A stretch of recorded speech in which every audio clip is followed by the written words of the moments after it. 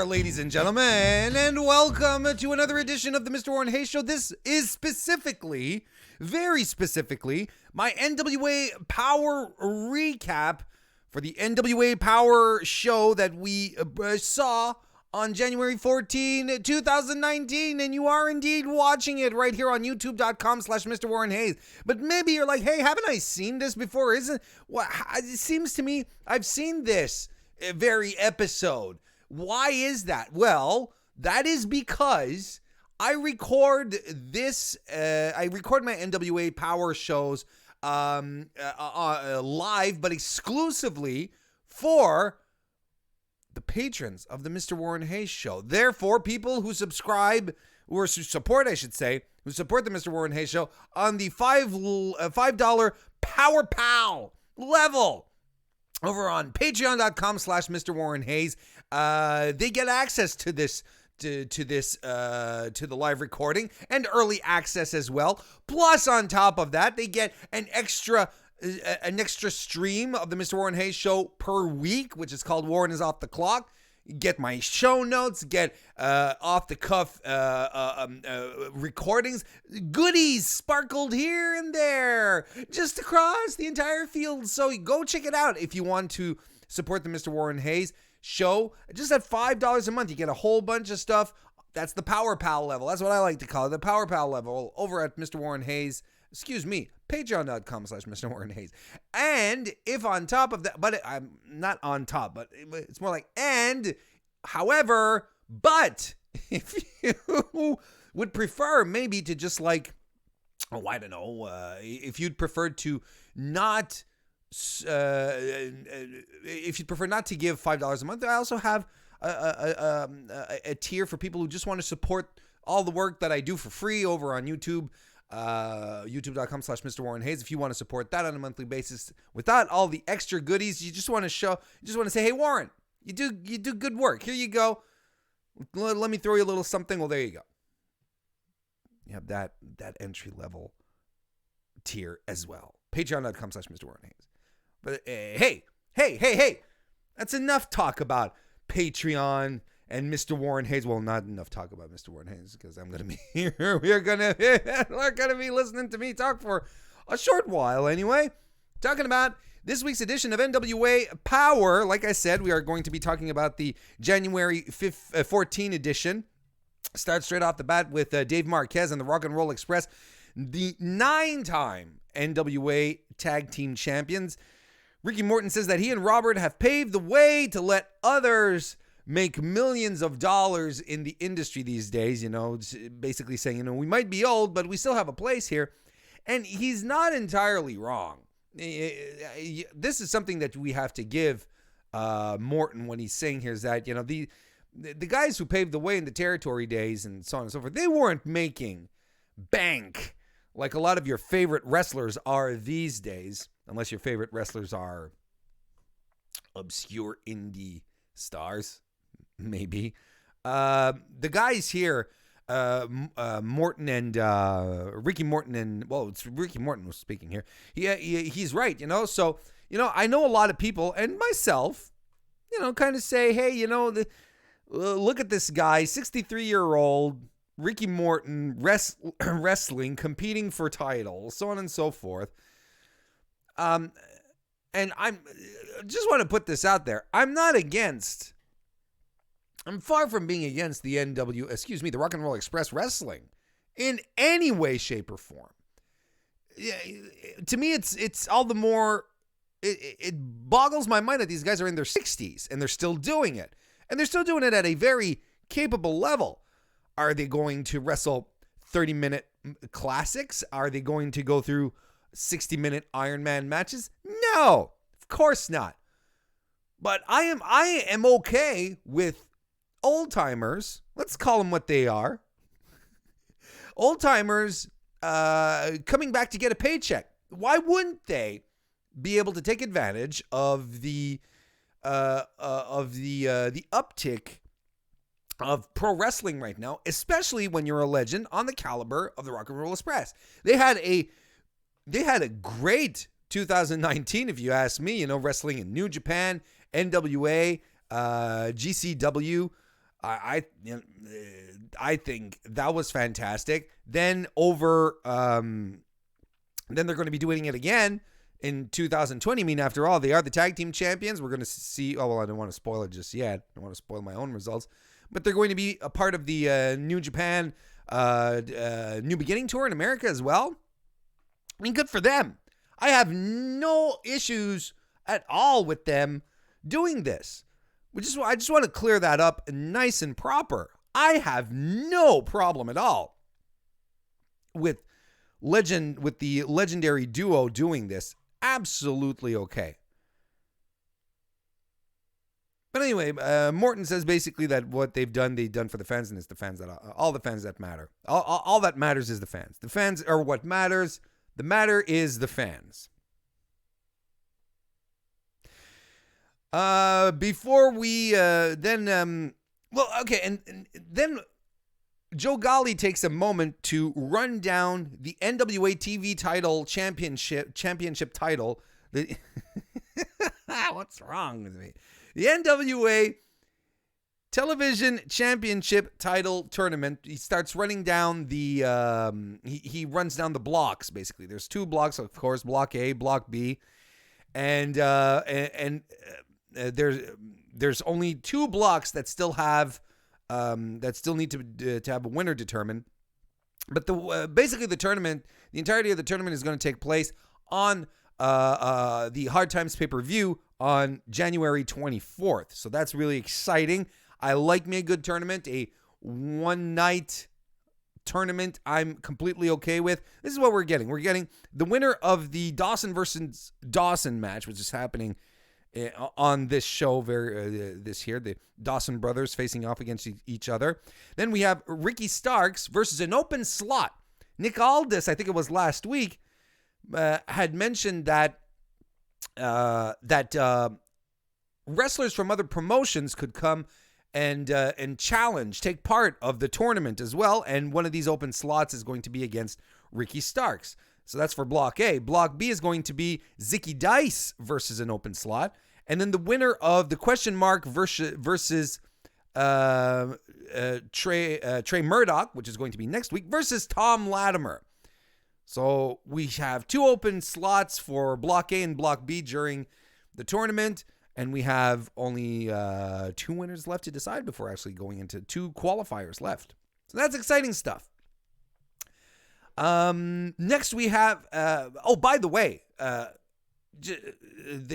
tournament should be fun. And I like the idea very much so of other promotions coming in. Now we saw what happened. We all, and they even referenced it in the show we had heard over the weekend, that Nick Aldis had started showing up at Ring of Honor shows along with members of Strictly Business.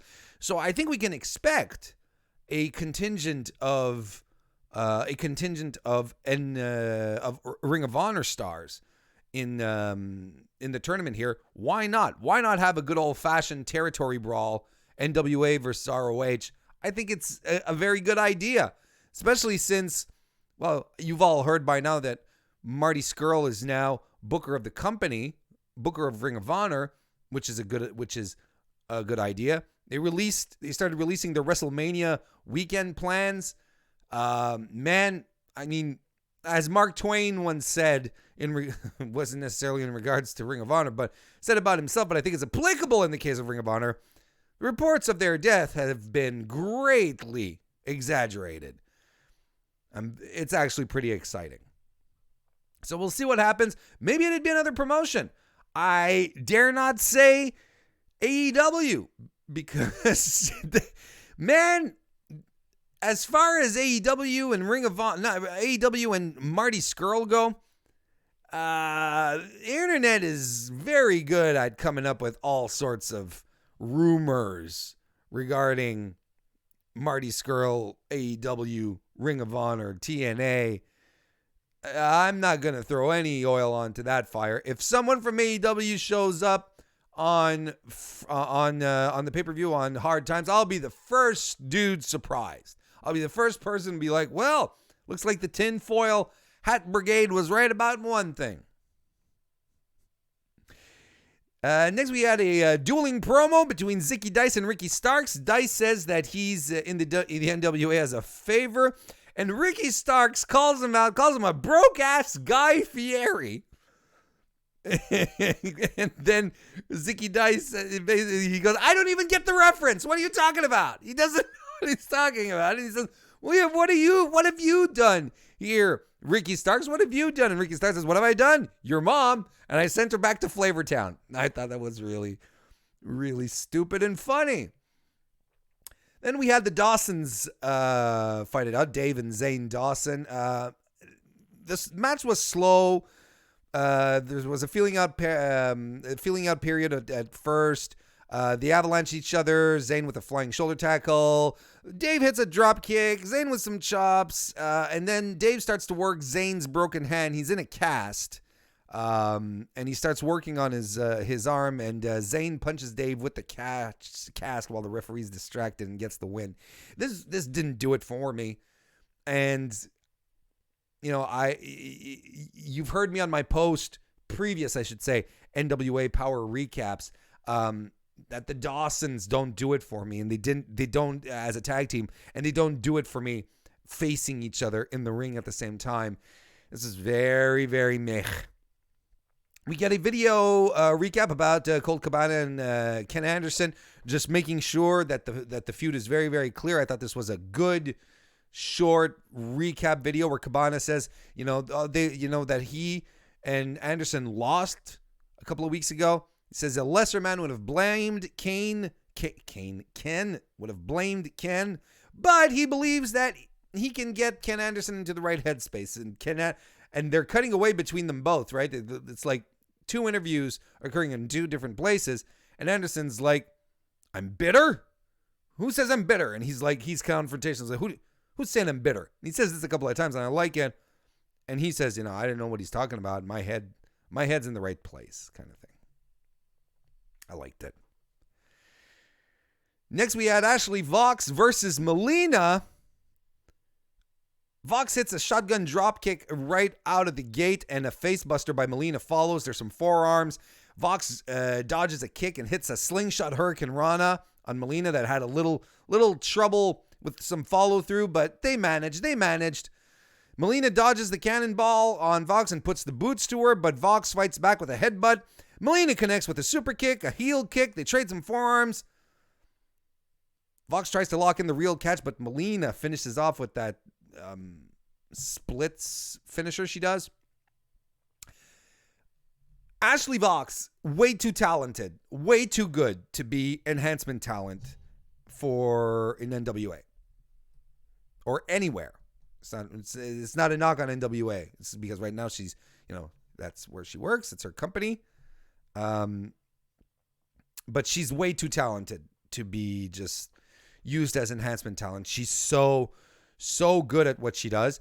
Melina, I thought, again here, was a lot of smoke and mirrors, and I'm not quite sure what her upside is yet, because she goes and cuts a promo after.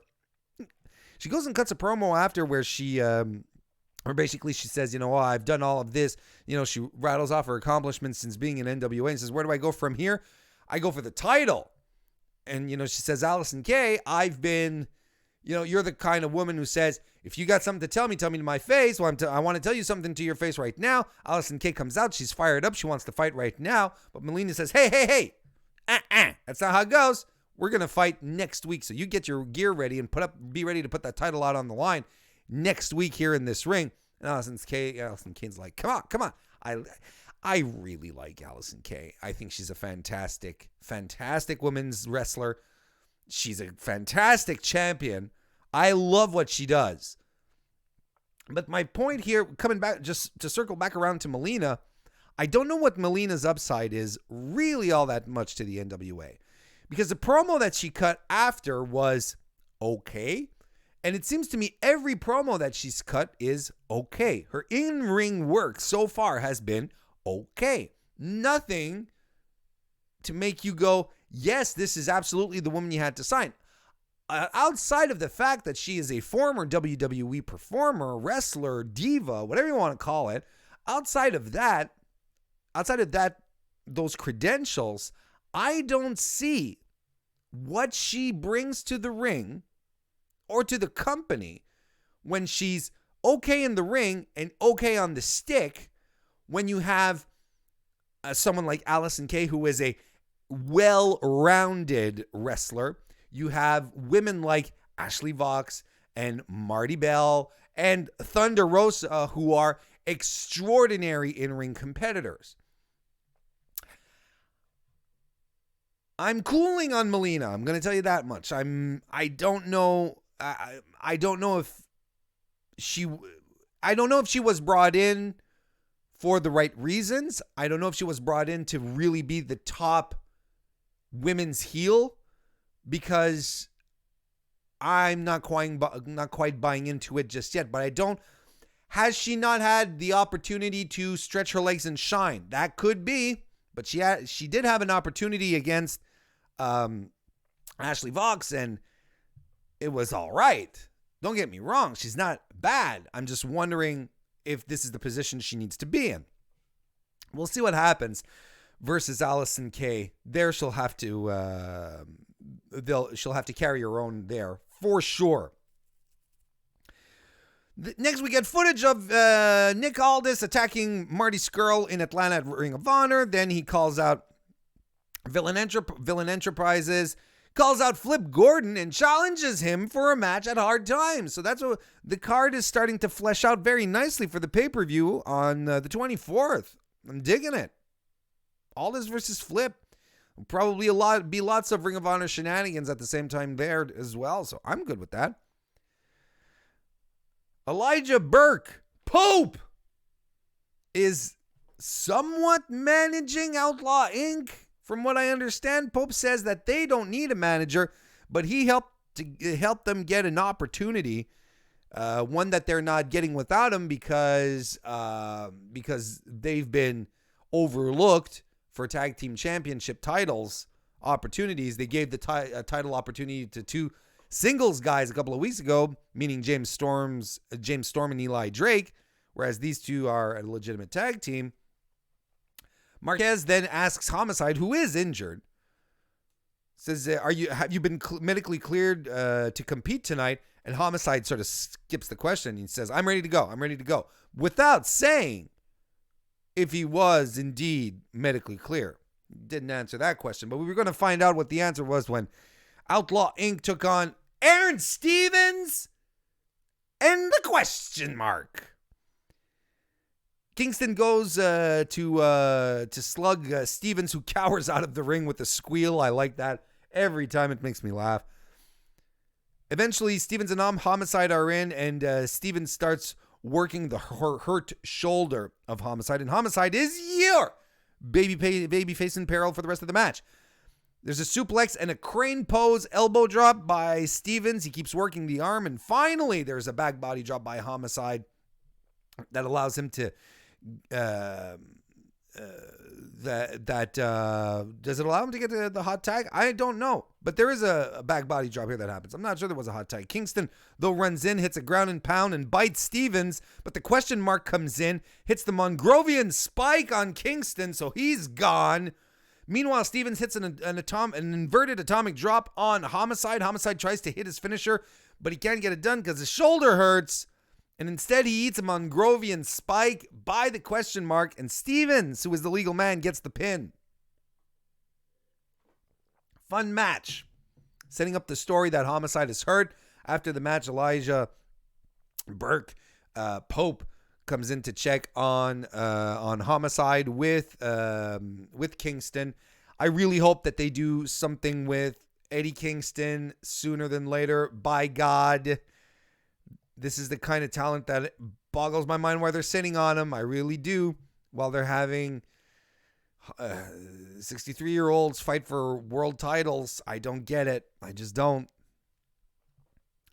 Then we have Strictly Business, who get to the interview position alongside Scott Steiner, who is there with a replica title of an NWA championship or a WCW. I don't know.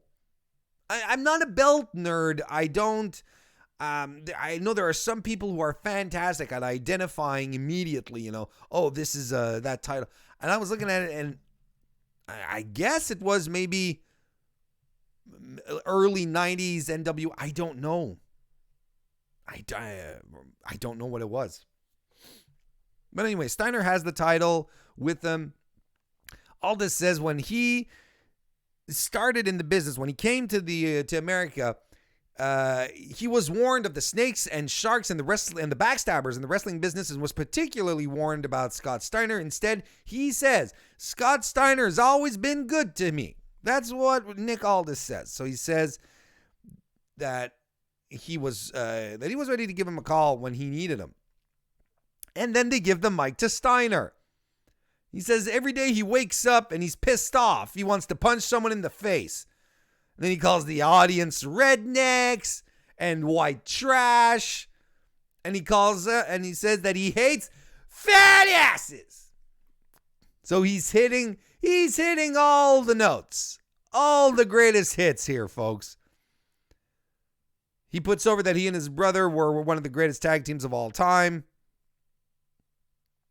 They held the NWA titles even when Ted Turner purchased the NWA and made it into WCW. That was fun. It was just wild enough. It was just wild enough of a Scott Steiner promo without it being a full-blown Scott Steiner promo.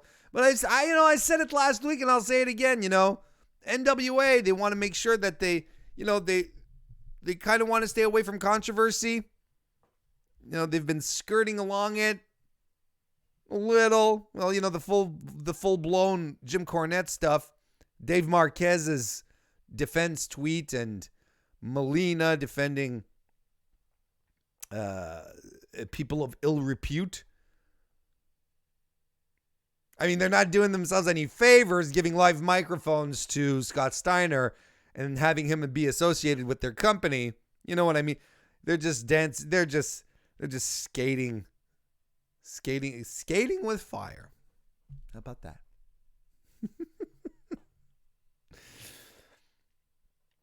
So we get them to the main event: Team Morton versus Team Aldis. If Tim Morton is a fantastic dollar store branch of Tim Hortons. His brother Tom. If Team Ricky Morton wins the match, Ricky Morton gets a shot at the NWA World Championship. So the Wild Cards and Steiner arrive, and then Team Morton is comprised, as is revealed just before the match, Robert Gibson, Eli Drake, and Tim Storm. Latimer and Drake start this one off. Latimer is the real deal. He is such a fun guy to watch wrestle, and he has the look. He's crisp. He is so good at what he's the real deal. He gets some big strikes in on Eli Drake. Jumping neck breaker on Latimer by Drake follows. Then Gibson is in, does a double team back elbow with Drake. Latimer is taken down. Storm gets tagged in, then hits a kick and a neck breaker. Then Royce Isaacs is tagged in, but he eats a fall-away slam by Storm, a boot as well to the face, and gets covered, but Isaacs kicks out at 2. Gibson is back in, then Drake again. They do a double team on Royce. He eats a big power slam. Eli Drake does the big jumping elbow drop, covers, but Royce again kicks out at 2. It takes the interference of Tom Latimer for Royce to get an advantage over Eli Drake and get the pin to Scott Steiner, who goes to work on Eli Drake, and Eli Drake is your babyface in peril for this match. Looking at Scott Steiner here in the ring, he doesn't have the ridiculous genetic freak body mass that he had during that very specific period in his career, right? The thing that defined him to high levels of absurdity. But I got to tell you, he doesn't look soft either, and he looks good. He looks good. He looks natural. And I know it was a trios match, a 6-man tag, but I thought he looked real good and had more mobility than I was expecting. He hits a belly to belly. He hits a belly to belly on Drake, covers him, but breaks it up himself. A little later, Tom Latimer comes in with a cravat. He's got a cravat on. He gets Royce Isaacs back in. Drake eats a side suplex, a covered, but only gets 2. Steiner gets back in with some chops and an overhead belly-to-belly suplex. One of his vintage moves, but still good to see. The heels keep working on Drake, but finally there's a hot tag to Robert Gibson. Of course, he goes to work on Isaacs, gets him into a sleeper hold that's broken up by Latimer, and then everything schmozzes. It's chaos everywhere. There's bodies in and outside of the ring everywhere, folks. Drake then stuns Isaacs in the ring as Robert Gibson cradles him up for the win. And ladies and gentlemen, 63-year-old Ricky Morton is challenging Nick Aldis for the NWA Championship World Title next week on Powerrr. Again, I said it at the start of the show regarding Morton. I'm okay with him with him getting his part of the cake here, getting a slice of the pie. I'm all right with it. I just really wonder. I just honestly really wonder if this is the way to go for the NWA. Lots of old guys. Lots of old guys in prominent positions. And I don't know how much good it does to the NWA to be doing this. But look, hey, it's still fun, entertaining week of NWA. Although I thought the main event was solid and fun. I enjoyed Outlaw Inc. versus the Mongrovians. As for the rest of the card, the rest of the matches, I thought they were. I thought the women's match was all right. The Dawsons just didn't do it for me. It was, but still, entertaining promos, fast paced. We didn't even talk about Austin Idol's commercial for Dr. Austin Idol, wrestling psychologist. It was great. That was fantastic. I loved it. I want to get dog cussed at some point. I want to take his class so that I can get dog cussed. And I want someone then to tell me, you've just been dog cussed, because I'm pretty sure I won't be able to. I don't even know what that means. So someone will have to point it out to me. So folks, we're going to wrap it up for this edition of the NWA Power Recap here on the Mr. Warren Hayes Show. I want to thank you all for listening. Again, if you want to get access to this early, if you want to see it before everyone else, and if you want to show your support to the Mr. Warren Hayes Show in any way, shape, or form, head on over to patreon.com/MrWarrenHayes and sign up, become a supporter. I've got all sorts of great stuff lined up. Come check it out. Be sure to come join me on Thursday, 9 p.m. Eastern Standard Time for the live recording of the weekly Mr. Warren Hayes Show. That is always a good time. So folks, again, thank you all very much for watching, and I will see you next time.